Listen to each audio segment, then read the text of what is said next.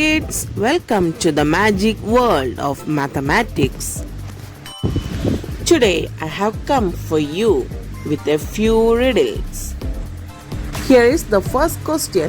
Can you write down 8 8 so that they add up to 1000?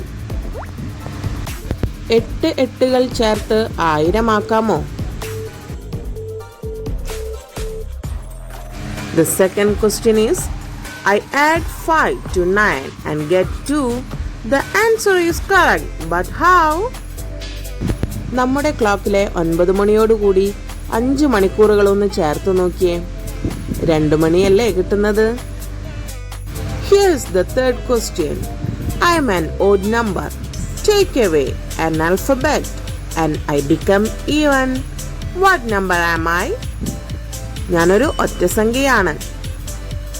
10ൽ നിന്ന് ഒരു alphabet എടുത്തു മാറ്റിയാൽ ഞാൻ ഇരട്ടസംഖ്യയാവും. If you multiply all the numbers of a cell phone, what is the answer? എല്ലാവരും multiply ചെയ്യാനുള്ള തിരക്കിലായിരിക്കും അല്ലേ? നമ്മുടെ സെൽഫോണിൽ 0 ഉണ്ടല്ലോ. അങ്ങനെയാണെങ്കിൽ 0 കൊണ്ട് ഏത് നമ്പറിനെ മൾട്ടിപ്ലൈ ചെയ്താലും ആൻസർ 0 തന്നെയല്ലേ? Here is the last question. How many times can you subtract 5 from 55? 55ൽ നിന്ന് നിങ്ങൾക്ക് എത്ര തവണ 5 കുറയ്ക്കാൻ കഴിയും?